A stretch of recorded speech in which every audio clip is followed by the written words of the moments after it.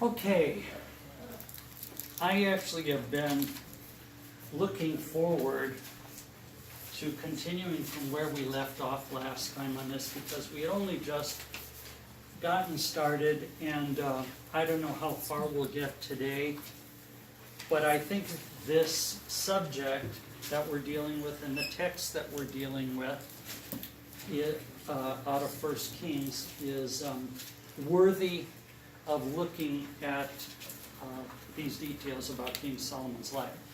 Now I've entitled this message, The Telltale Heart. Oh, yeah. I'd like to be able to say that I was just so creative, that's where I came, that I came up with that idea. But I was reminded of a class I was in, an English lit class in college many years ago, where one of the selected readings we had to do was a short story. In fact, it's the shortest story of his short stories of Edgar Allan Poe. And it's called, it might seem funny to use that as a launch point for what we're going to talk about. But to give you a little bit of an idea, the title of the story was The Telltale Heart. I remember myself when I was reading the story, I thought, wow, this is really gruesome. It's weird. But along, quite aside from that, I found it kind of interesting how there's only two characters, or two main characters. One, it's the narrator, who's a young man, and the other is an old man, and they are neighbors in the same building. And the old man and the neighbor actually are friends. But as is characteristic with Edgar Allan Poe, there's always something strange going on. He kind of reminds me of present-day Stephen King or something like that. These things that are like, oh my goodness. But there's a reason I've chose this, and why I actually feel like the Lord gave me this title and reminded me of that particular song, story. And in this story, this young man, as I said, they're neighbors and they're friends, but yet this man has a bad eye. The young man calls it a vulture's eye. And what it is obviously, the guy probably had a cataract. It's light blue, but it's grayed over, and there's a film over it. And this young man obsesses about this man's eye. Though he likes the old man, but he hates his eye.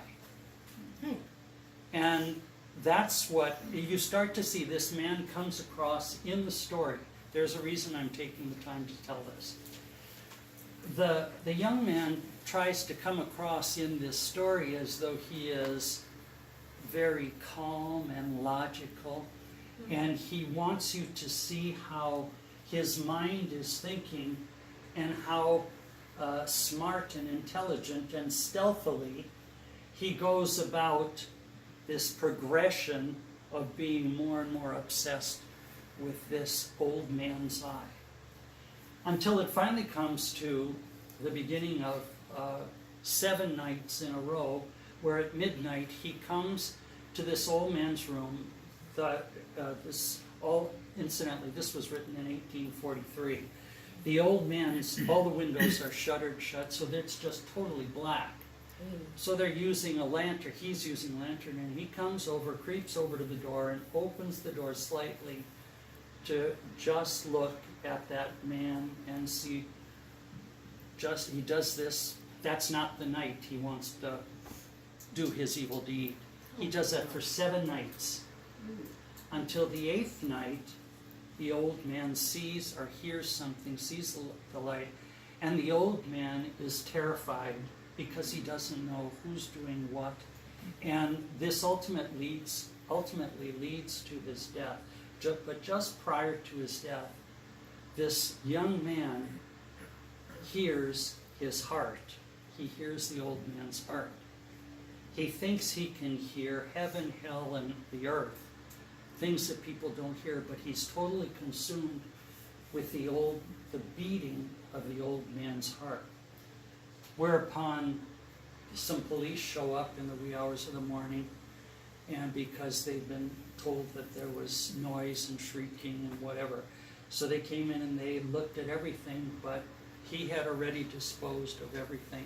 But while the police are there, because they're confident nothing's happened there, they sit down and begin to just visit with this young man who's so proud of how, well, he's a horribly sick man, and but he thinks he's just so smart, so he's staying there. But while this is happening, he starts to hear the old man's heart again. And it's getting louder and louder. And the point of this is that at some point he is sure that the police hear it too, but they're just mocking his intelligence and what he thought he was going to get away with, until he finally admits what he has done and the police take him away.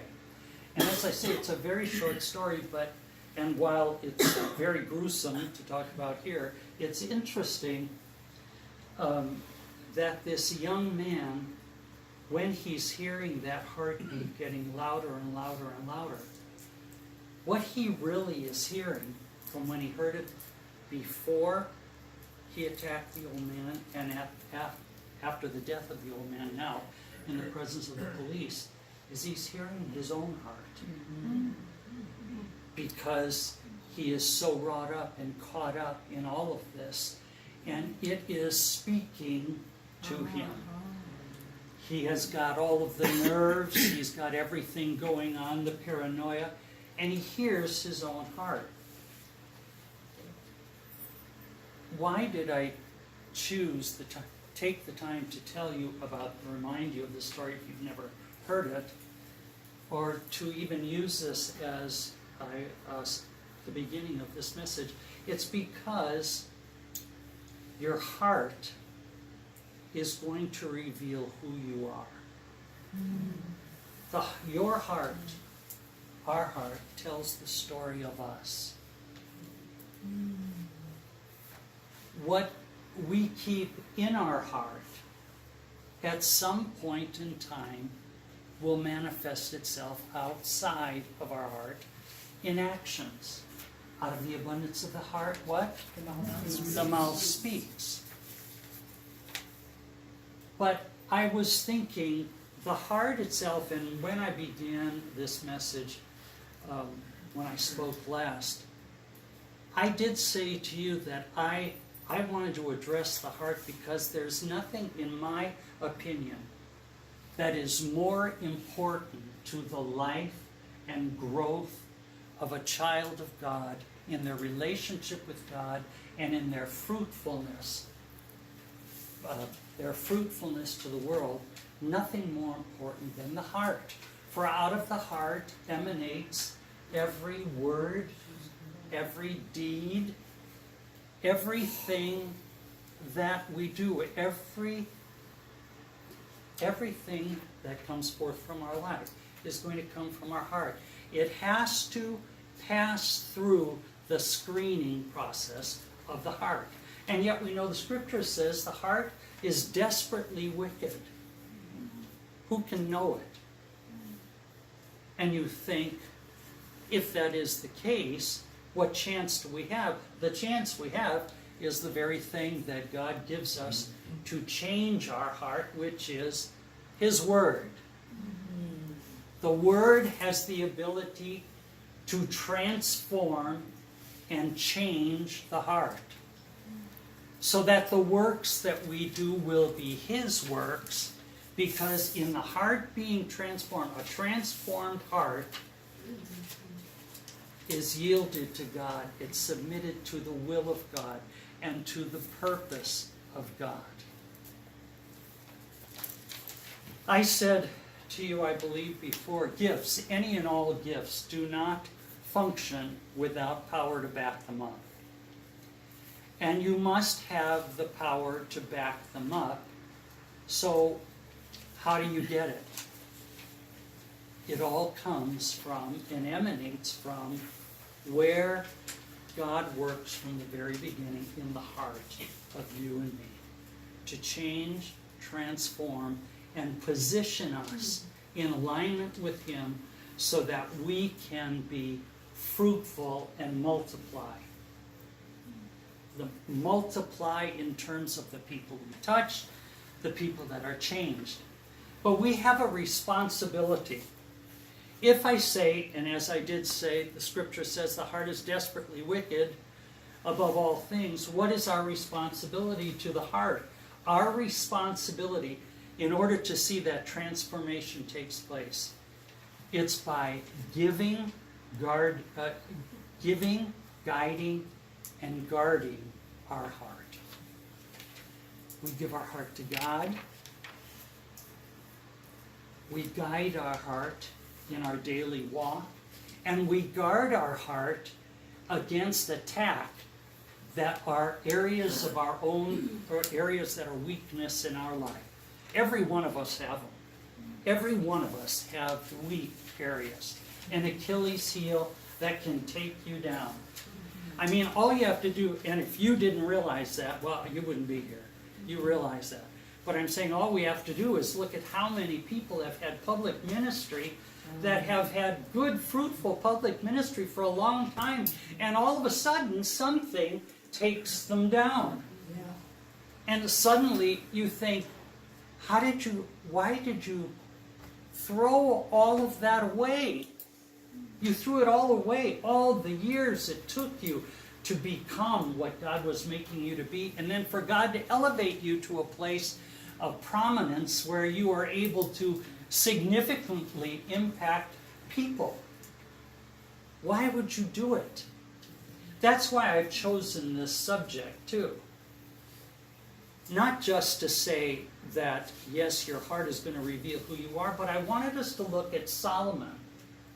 Solomon, who has great manifestation of God's visitation to him. Twice God appears to him, talks to him. He has great manifestation in terms of what God said He would do for him. It was done. It was right there out in front of everybody. Everybody got to see what it was that God had promised He would do for him. But I'm saying in the midst of all of that, none of us are in a place to where you cannot be tempted or you cannot fall. What does Scripture say? Let he that standeth take heed, what? Lest you fall. So what is that? That is giving your heart on a daily basis, on a moment-to-moment basis to God. It is guiding your heart to make sure that the things that you're doing that seem right, but may not be, we have to guide it to do the right thing, and guarding our heart so that we make sure that what's coming out is what has been put in. Any of you that have taken our MDT class have heard me say, or heard Mary Ann say in times past, that if you want inspiration to come forth from you, you have to, it's not just enough to say, well, I read the Word or I go to church. It's you need to stay in the Word. Let God apply the Word to you. You need to be in a place where you're taking in more than you're giving out. It stirs up inspiration. What you're learning, God adds to that word in motion that then becomes something that you can give out as He prompts you to give it out at any given moment. And then it becomes a blessing to someone else. But how many of you have you ever come to the place where you felt like, well, in my heart it feels right to do this. And you started to proceed along that line, and then something happened that just didn't look like that was the right thing. Every one of us have that. At times where you try something, but that is guiding the heart. It's guiding it to say, well, wait a minute. If this is right, then I should see this. God should be affirming or confirming, or I should see good results from all of this. Anyway, So I wanted us to look at Solomon. He, to me, was such a great example of someone who had everything. The only way that we're going to ever have the power to operate in all that God has given each one of us is to be able to be aligned, fully aligned with God, guarding our heart, and ready for what the next step is. Remember, the heart tells the story of us. It tells us who you are. Remember, we have all known for years, we know the eyes are the window of the soul. Do you ever watch some people on TV and you look at them, there's something about them that bothers me? Yeah. You look at them and there's something that registers as just not being right or being really evil or subversive or unclean and it's not necessarily something they said, but it's when you're watching something doesn't feel right. Marianne and I, we watch I think practically all the House Hunter things on HGTV, and we watch the Tiny House. She loves Tiny House, and we watch House Hunters International too. And the two of us, when we're not even comparing notes, I'll hear someone and maybe not even yet see who they are, and I just feel like that person really has a problem. And we won't say anything, and then I come in and I watch and I think, wow, you know, this person has so much control, this one has, you know, and just, it's not like you're tearing people apart, it's just all of a sudden, what is that I'm feeling? I use it as an opportunity to just get myself more fine-tuned, so that when I'm listening to people and hearing people's heart, that I can hear their heart, I can see what's in the way. So anyway, and she will say, I say, you know what, I have a problem with that woman. She says, I do too. Or it's the guy. Say, I really like her, but there's something with him I just don't see. And one couple came there, and they were newlyweds, and I said, that's not going to make it. That marriage is not going to make it. She said, yeah, you're right. I think we'll see the end of this pretty soon, if they let us see the results. But it's again where we are keeping ourselves in a place to where I want to use whatever God's gifts God has given me. I want to get better at whatever God is doing in me and through me, but I know it all starts with changing me and making sure that my heart reflects his heart. Solomon, in your outline, I have, and I'm going to turn to 1 Kings 3, and I'll read it to you because you may have a different version. I have the King James Version, and I'm going to read out of that. 1 Kings 3:10. The first thing we're going to see about Solomon here, and here's a man, and I want to just show you what starts to happen to him over the years, where suddenly he becomes a different man than the way he started out in the beginning. Verse 3, it says, and Solomon loved the Lord. There it is right there. He loved the Lord. Solomon loved the Lord, walking in the statutes of David his father. Only he sacrificed and burned incense in high places. At first I thought, well, already he's got a polluted worship, but that's not true because there was no place yet. There was no temple. There was no house of the Lord. There was not a place. And so where he was using this because it was available, but he was going to remedy this situation. And the king went to Gibeon to sacrifice there, for there was the great high place. 1,000 burnt offerings did Solomon offer upon that altar. In Gibeon the Lord appeared to Solomon in a dream by night, and God said, ask what I shall give thee. And Solomon said, now I mean, how would you like to have that opportunity? God says to you, ask, what would you like me to give you? Have you ever thought about what you would say? What if God does ever ask you that? What do you want? Out of everything you know he could give you, what do you want? It's a good question. It's harder to answer, I think. Most people would say, well, I want more of him or whatever. No, don't be so general. Go into specifically, because Solomon is very specific. In Gibeon, the Lord appeared to Solomon in a dream by night, and he said, ask what I shall give thee. And Solomon said, Thou hast shown unto thy servant David my father great mercy, according as he walked before thee in truth and in righteousness, and in uprightness of heart with thee. And thou hast kept for him this great kindness, that thou hast given him a son to sit on his throne as it is this day. And now, O Lord my God, thou hast made thy servant king instead of David my father, and I am but a little child. I know not how to go out or to come in. And thy servant is in the midst of thy people, which thou hast chosen, a great people that cannot be numbered and counted for multitude. Give therefore, here's his request, thy servant an understanding heart. Okay, before we go any further, the word understanding heart means a hearing heart. Give therefore thy servant a hearing heart to judge thy people, that I may discern between good and bad, for who is able to judge this thy so great a people?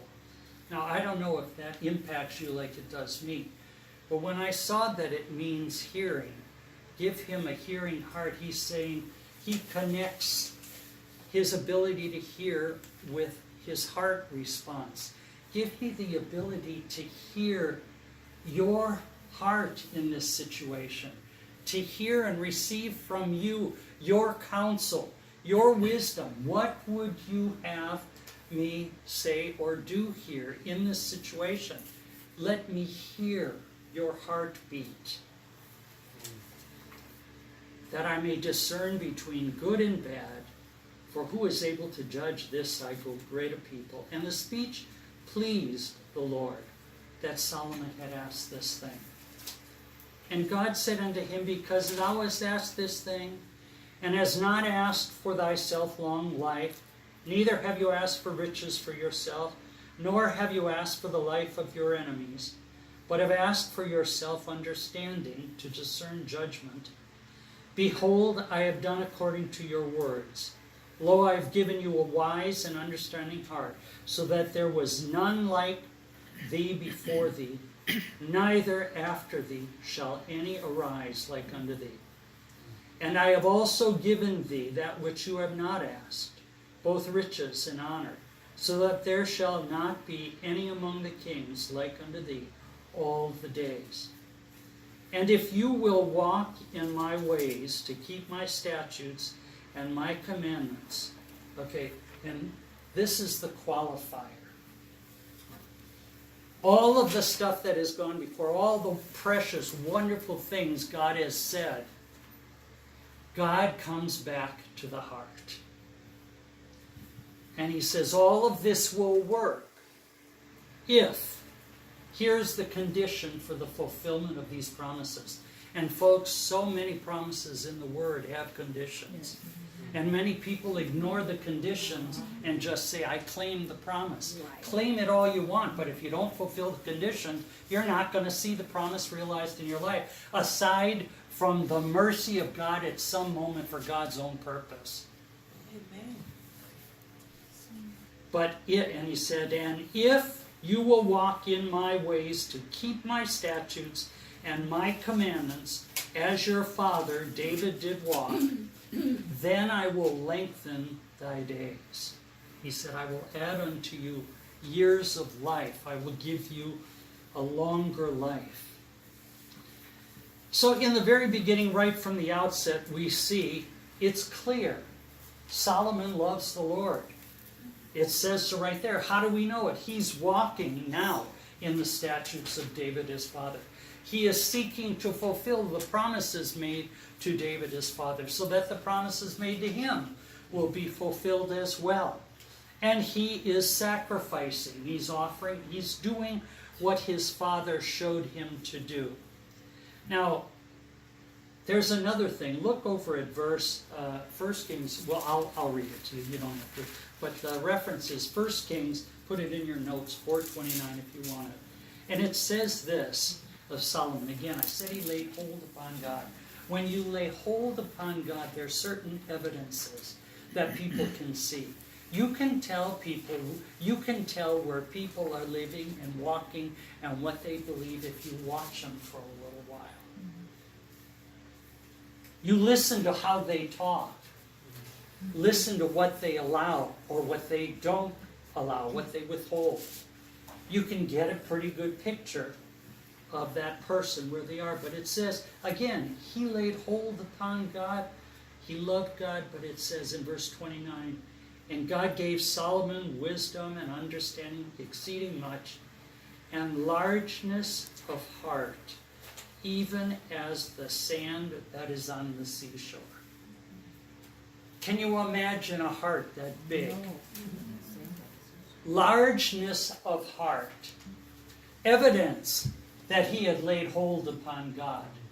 He was going after God. He was pursuing God. And he was desirous of fulfilling all of the conditions and to meet all of the conditions so that he knew God would back up whatever he set himself to do as God led him. I'm struck by that, the largeness of heart that is so big that we can't even comprehend it. And we'll see evidences of it through his life here in 1 Kings. We'll see where he gives, even to the Queen of Sheba, when she comes to see him and she brings him so much stuff, and comes basically because of what she heard about him in his own land, her own land, and about the kind of man he was and the kind of wisdom he had and judgments and the way he looked after his people and the way he looked after all those round about him and even other kings. It was, so she came to see this, and then she says, the half, after she listened to him for a while, the half hasn't been told me of what you have, what you do, how you live, the things that how you have been blessed. And he, before she leaves and goes back to her own land, again speaking of the largeness of heart, and this is just the Queen of Sheba, it says he gave her everything she wanted, of whatever she wanted. Whatever she wanted from him, he didn't hold back. You know, there are a lot of people that say, well, I don't believe in tithing anymore because tithing is Old Testament, but I believe we're in grace. And I say, yeah, we are in grace. But I always look at it this way, if that was the least they did when they were in the law, then grace means more, right? That's what I heard. But I'm saying right here, I think is just a good example. Unto him the hash shall more be given, pressed down, shaken together, and flowing over, shall be poured into your bosom. I mean, God had already declared he was going to bless him. But his heart reflected his heart before God. And it was large, and he would give abundantly. And I think it's a good example for the believer even today. It's like whatever you give. You know, that's why I think we see the qualifier in Romans that says, for God loves a cheerful giver. He wants that our giving to always be from a heart that is large, that is full. Full of what? Full of thanksgiving for what he's done for us. Full of the fact that we appreciate that we have relationship with him. That we make a difference in people's lives because we touch people and love on people, and that we have something to share. He wants us to feel that same kind of feeling that Solomon had there. Now, so he had a generous heart. What was he generous? Only his money with? Was it only his money? No. It was his time. It took a lot of time to counsel all these people. Who here has ever counseled people? One person. Okay, it takes time. Yes. Because it's not like, okay, we're done. You know, I'll give you my little one size fits all, and you're out of here, and don't you feel good? No. Because I didn't get anything that related to where I was, where I am right now. I want you to minister to me.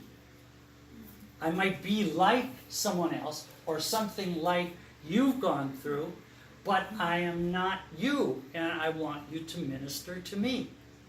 I do have to parenthetical little note here. My Muslim therapist, the one from my physical therapy, that I told you, I got to lead her to the Lord just before our last session. Anyway, we went to Reno to be with our family for a week, and there is a Christian bookstore up there. They're as scarce as hen's teeth now around here anymore. Yeah. You can't find them anywhere. They've closed them all down.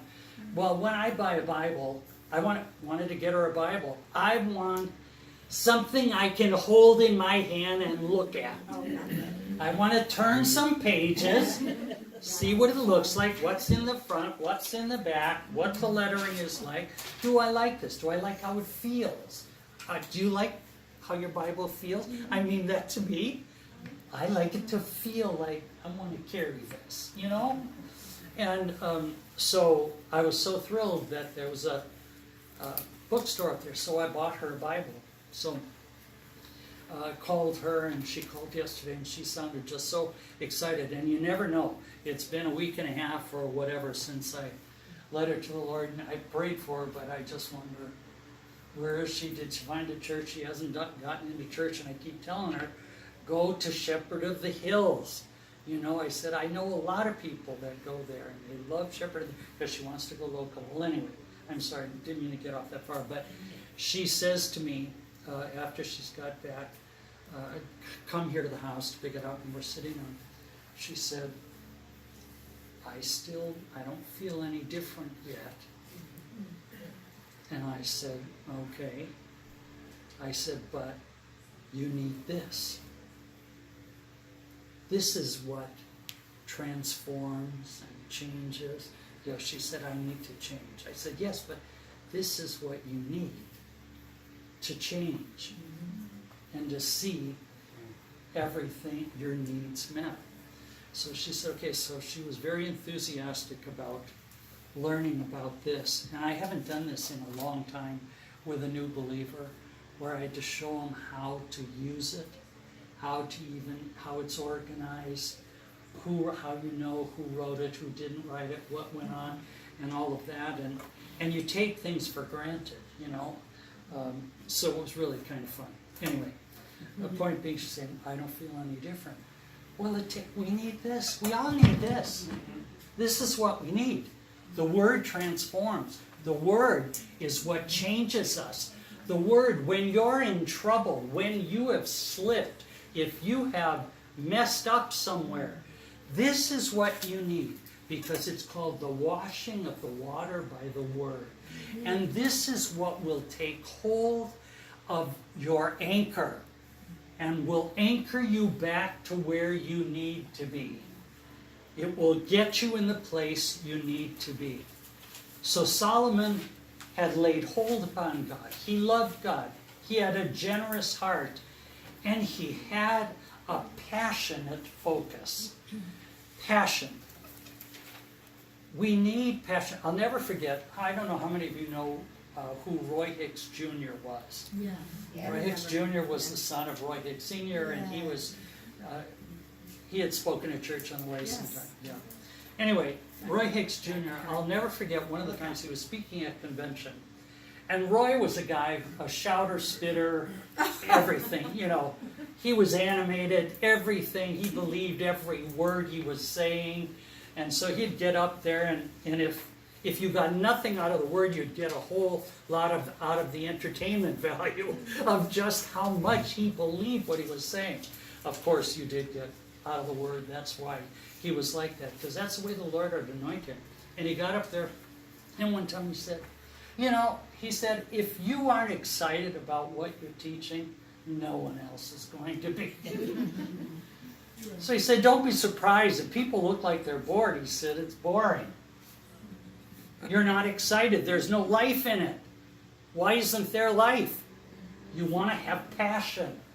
You want passion to be in what you're doing, whatever you're doing. And I just wrote down a simple definition of the word.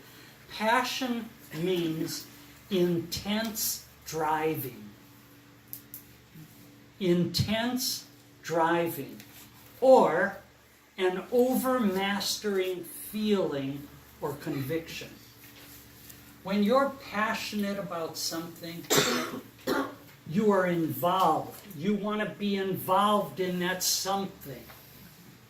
You want to live and not vicariously. You want to be a part of it. And when you're passionate, you are pursuing something. When you're passionate about something, you knock everything out of the way. Anything that gets in the way of you accomplishing and fulfilling your passion or achieving that conviction or that goal, no obstacle is too big to get in the way and to prevent you from getting to that obstacle. That's passion. Passion is also, you pay great attention to detail when you're passionate about something. You're looking at something, you say, I want that, and I want this part of it, and that part of it, and that part of it. I don't want just a little bit of it here in the middle, I want it all. You also put all your eggs in one basket, so to speak. You just say, I'm throwing all my energy into this. But here's a real key part of passion. You're not waiting for somebody else to ignite you. You have initiative. You initiate an action. And if that action doesn't achieve your passion, you try door number 2 and initiate an action over here to get you to that place until you finally arrive at your intended goal. That is passion. And being passionate is a level of involvement way beyond mere interest. There are a lot of people in the body of Christ that maybe even when they started they were passionate because it's new. I've never experienced it before. I can have a relationship with God. I can believe that God speaks to me. I know my sheep, they hear my voice. This is all new. It's wonderful. We see answers to prayer, whatever. But somewhere along the line, if you don't keep giving, guiding, and guarding the heart, we start losing some of that passion. And we need that passion to be able to get through every obstacle and to get to our goal, God's goal for us. Mere interest, there are a lot of people that fall back from what used to be what drove them. All we have to do is look at the 7 churches in the book of the Revelation, and you see changes that took place in the church from the time they received him, and even when the Laodicean church is addressed as being lukewarm, they left their first love. Well, did they actually leave it? Where they just said, I don't believe in Jesus anymore. I don't believe in God. I'm going to go another way. No, it's the little foxes that destroy the fruit. You know what? Mighty oak trees from little acorns grow. It's a little tiny departure. Just I'm not as stirred up. And you say, well, how can I be stirred up and as passionate every minute? Gotta rest. Yeah, of course you gotta rest, but you know what I'm saying. I'm saying the overall focus of our life, it's gotta be thrusting forward so that when you're going by and you're grabbing someone to go with you, they come flying off their feet because they're riding right along that wind tunnel